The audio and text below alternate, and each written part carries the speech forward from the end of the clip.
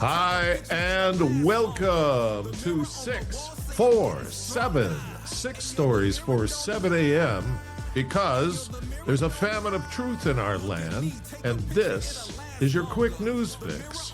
And the truth starts now. Guess what day it is? It's Hump Day. It's Wednesday. You're going over the top today. And as a result, I'm not opening the tapas bar, but there are going to be these things called tiny bites. You know, when you get like an 8-course holiday meal at a restaurant and the chef sends out the first 2 courses, look, they're always on giant plates. It look like they fell off the bottom of the serving spoon. You look at it, you cannot tell what it is. A seagull could have made it. You don't know. And you just got to go with luck, right? So these are tiny bites. Germany's Merz wants Syrian refugees to go home. This is lefty Germany feeling the Trump effect. It's going around the world. Under pressure from the far right, Germany's chancellor says his country will begin repatriating Syrians. The reality is more complicated. It sure is. It was so easy to welcome them in and get all that Soros payoff money. But now, not so good. Chancellor Friedrich Merz has a simple message for many of the hundreds of thousands of Syrians who found sanctuary in Germany during the country's long and brutal civil war. It's time to go back to Syria. Not much left there in Syria, and not a good-looking crew running the country either. In reality, it'll be hard for Merz to compel a large share of the roughly 1 million Syrians living in Germany to leave. But under pressure from the far right, Alternative for Germany, the AfD party, whose leaders vow to forcibly return Syrian refugees en masse. Friedrich, wie geht's, baby? All right, second tiny bite. You're just bonused out here on Hump Day. Embarrassing new scandal for indicted New York Attorney General Letitia James over house where lazy grandniece lives. According to records obtained by the New York Post, cops have been called to the residence 12 times since she bought it, and sometimes even multiple times a day. Letitia, where is your story going? Oh, man. I tell you what, Letitia, it's not going to be good. All right, take one. Blind hiring. What the heck could that mean? Well, white men often found themselves discriminated against when DEI policies were implemented. DEI. I know I got some people who can't do these acronyms. Diversity, equity, and inclusion. If liberals truly believe minorities and women are discriminated when applying for jobs, why not apply without names? Don't you love it how there's a problem and really smart people come up with really bad ideas? So here it is.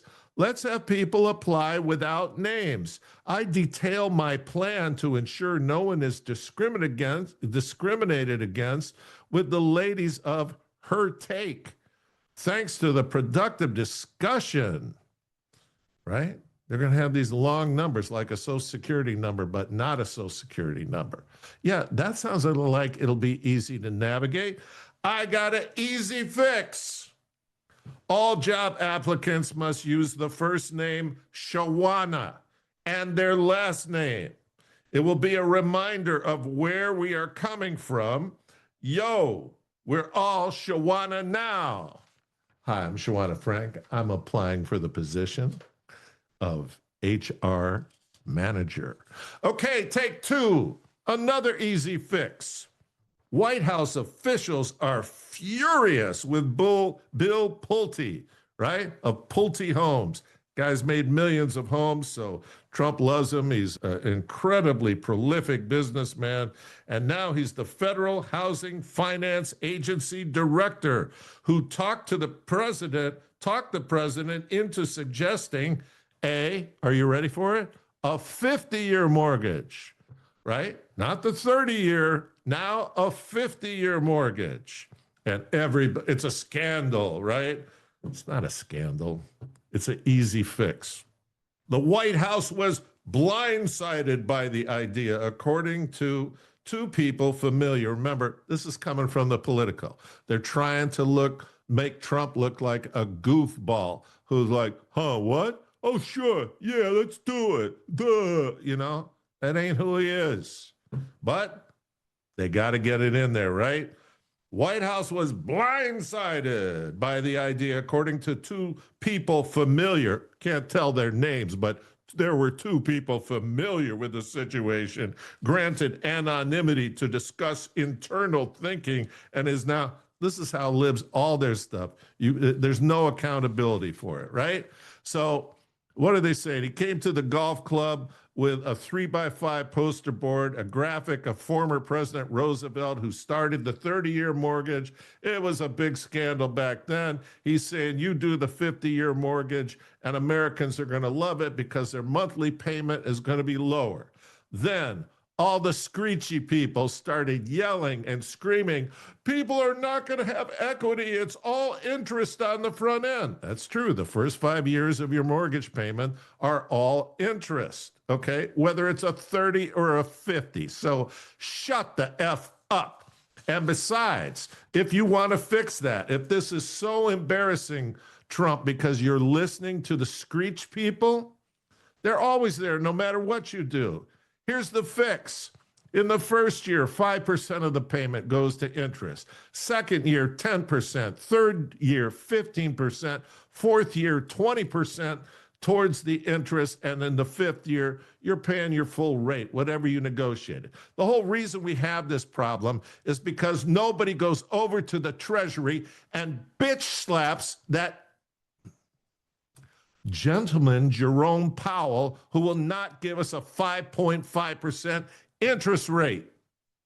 That's all he has to do. He'd be a big hero, except with the Chardonnay group, and he would light the real estate market on fire. But this is another way. But this way has a problem, and it's not what all these experts are talking about. The problem with the 50-year mortgage is it allows the sellers to continue to try to sell for a higher price than the value of the market is dictating. Because now people could pay the higher price with a lower payment, and a lot of them would. Okay, so it still stilts the market. But look, it's a way to get it started because nobody can face Jerome. Jerome is such a tough guy. Trump, it's so easy. You grab him by the neck with your left hand and you say, listen, asshole, I went through your entire building project and see every skim that you created, and I'll put you in jail for life. I want 5.5%. Man. How tough are they in Queens? Take 3. You love this. This is about the cannabis industry wiping out the alcohol industry. As the alcohol industry continues to face headwinds that have resulted in craft breweries galore shutting down and major distilleries laying off employees and pausing production, many have been grappling with the why. Why is the industry seemingly sliding downward? What changed? Well, the most widely accepted answer is a simple one. Booze soared to record heights during COVID-19, and companies increased production to meet demand. Now that the pandemic era is in the rear view, those companies are left with surplus supply and not enough demand. However, there's also the question of health. In January 2023, the World Health Organization, a spotty and questionable group, made the bold claim, heard round the world, no level of alcohol consumption is safe for our health. That's because they've got everybody loaded up on pharmaceuticals, right? You drink anything with that, you turn into a crazy person. Alcohol coalitions have pushed back on that claim, but it seems to have little impact. In February of this year, the WHO Europe published a report claiming that alcohol labels should warn of cancer risk. Despite cancer being the leading cause of alcohol attributable deaths in the European Union, right? So they found a link between alcohol and cancer. And now these clowns, it's the blue people. Again, the left loves cannabis. They got most of the licenses to sell. It's a multi-billion-dollar industry. All their grandchildren are stoned all the time. And so they love this thing, and they think that it's not hard on you. As alcohol consumption has subtly decreased, the non-alc THC industries have arisen. Could part of this be due to the health factor? Quite possibly, it turns out. The MRA Simmons 2025 National Cannabis Study determined in a new poll that 61% of respondents agreed that marijuana is a healthier choice than alcohol, according to Marijuana Moment. I'm sure a very objective, if laid back, publication. Among respondents who reported using marijuana in the past 6 months, that percentage was up 87%. Additionally, 73% of U.S. adults reported believing that marijuana carries health benefits, while 67% said cannabis is good for both the body and mind. What an informed public. How did they get that way? You think the blue folks who control the media have anything to do with it? You think they want everybody stoned and inoperable? Of course they do. It's bad enough they're already sheeple. No, the dopey Eeyore sheeple. Great. 64% of respondents also said they believe marijuana will be legal in all 50 states within the next 5 years. What does the CDC have to say about that? Now, listen, the CDC is as bad as the WHO. It's a lefty organization, and the left loves marijuana. So take all this with a grain of salt. Whatever the numbers are, they're far worse. Here we go. Cannabis is the most commonly used federally illegal drug in the United States, with an estimated 62 million people using it. That was in 2022. It's much more now. Cannabis use may have a wide range of health effects on the body and brain. Okay, let's see. There are health risks associated with using cannabis, regardless of how it's used. This is the lefty CDC saying this. People who use cannabis can struggle with physical dependency and controlling their use. This is concerning, as there is evidence suggesting use of highly concentrated THC products is associated with more severe cannabis use disorder. This is a thing now, right? Just like ballroom derangement syndrome. This is cannabis use disorder, CUD, or CUD. I love that. CUD. That's perfect for these clowns. CUD symptoms. While approximately 3 in 10 persons who report cannabis have a CUD syndrome, this figure is rising. Some signs and symptoms of CUD include trying but failing to quit using cannabis, or giving up important activities with friends and family in favor of using cannabis. The risk of developing cannabis use disorder is stronger in people who start using cannabis during youth or adolescence. Why do you think 90% of stand-up comics have a dope section in their thing? All talking about getting ripped all the time and baked, and especially the black guys. They have a field day with this. They don't see anything wrong with it.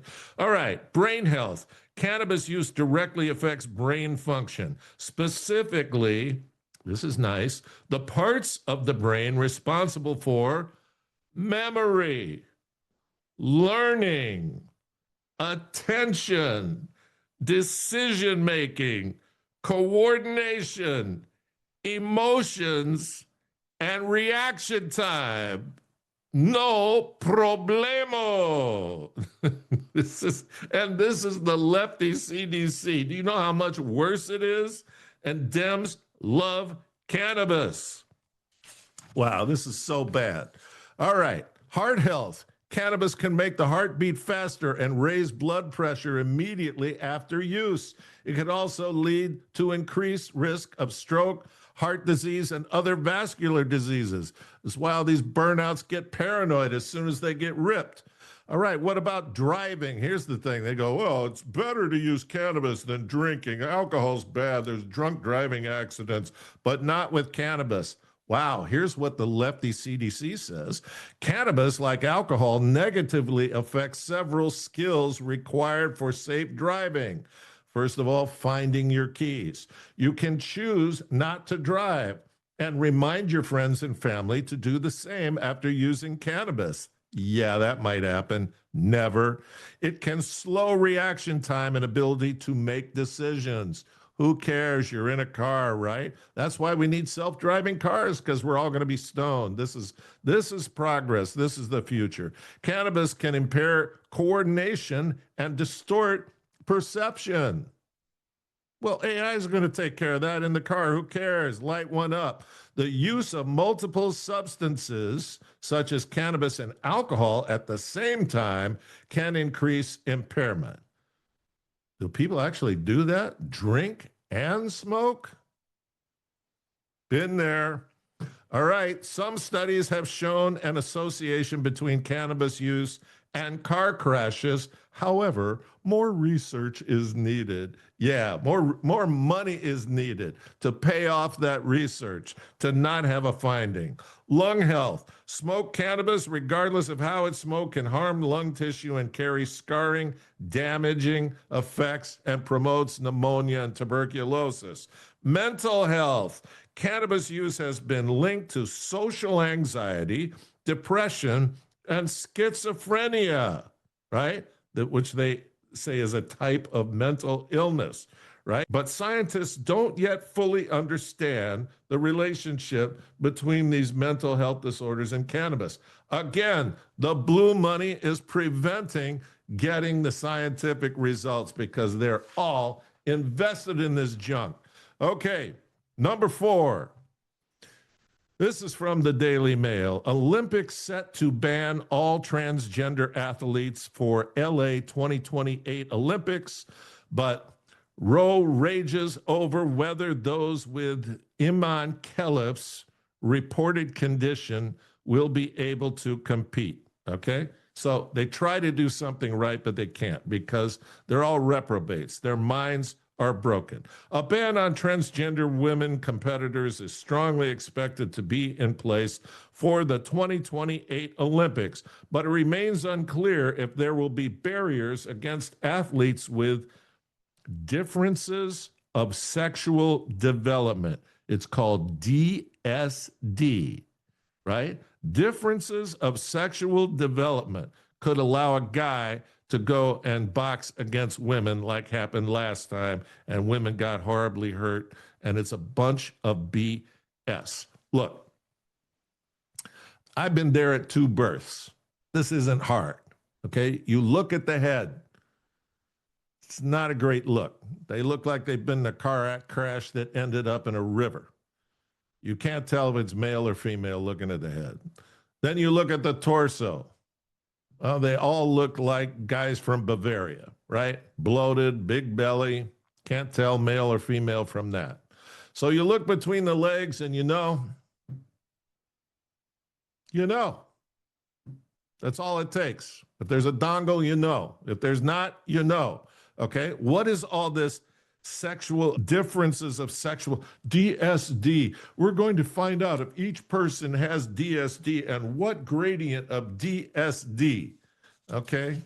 It's absolutely ridiculous. You know what, God?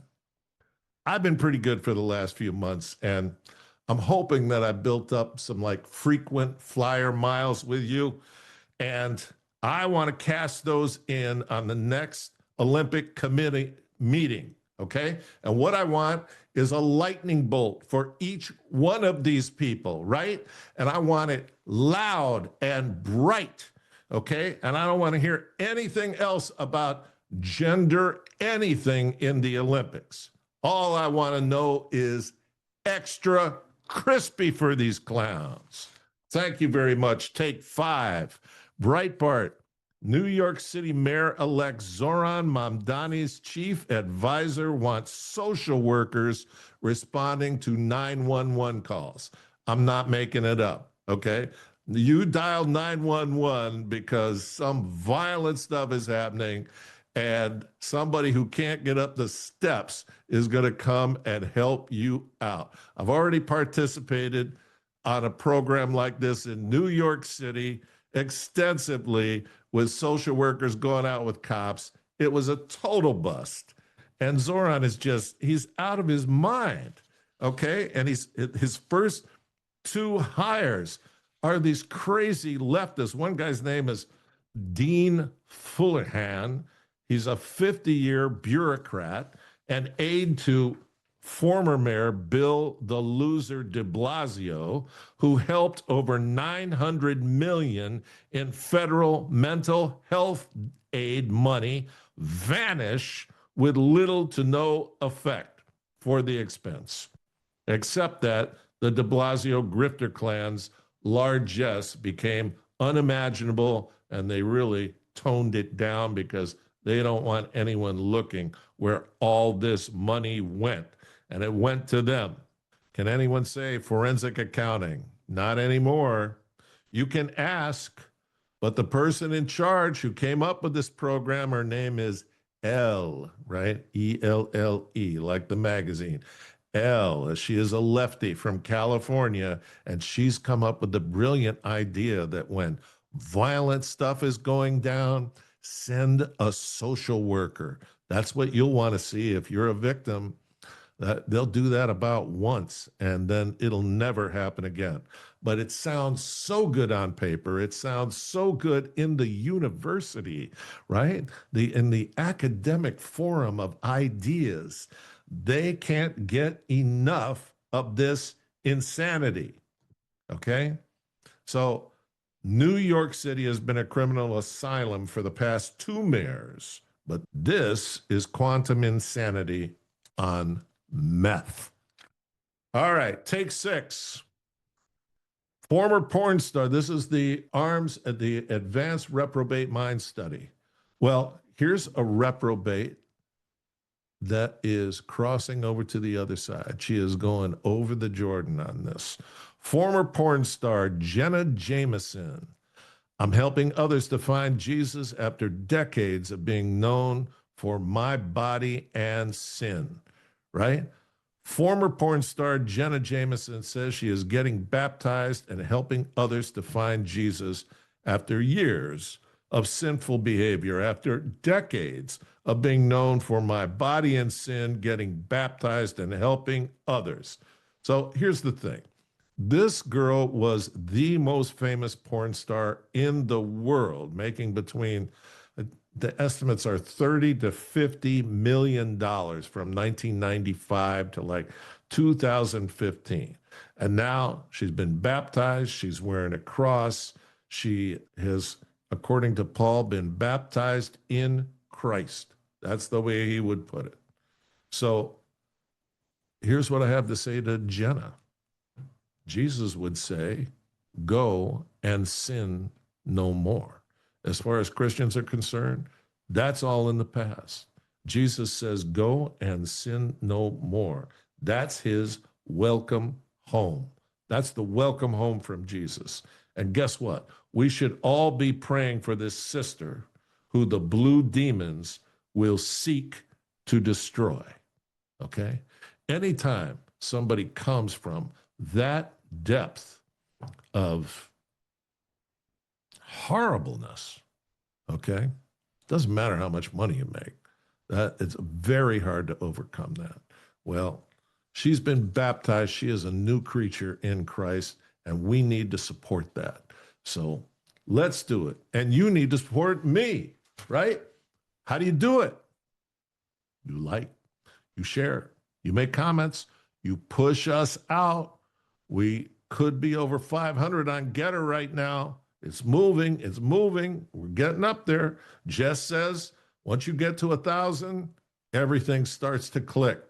So That's what we're pushing for. You can help us. You have been helping us. Now I'm going to help you because I go to the source of all my help, the dear God Jehovah who blessed. I can't tell you the ways he's blessed me today. I don't deserve one bit of it. If he lightning bolted me right now, all I could say is thank you, thank you, thank you for all the wonderful things that you already brought me that I don't deserve. But these people deserve it, Lord. So please put your arms out, put your arms over them. They're going over the hump today, and the rest of the week is going to be a breeze. Please bless them, Lord. God bless you, and thank you for being here.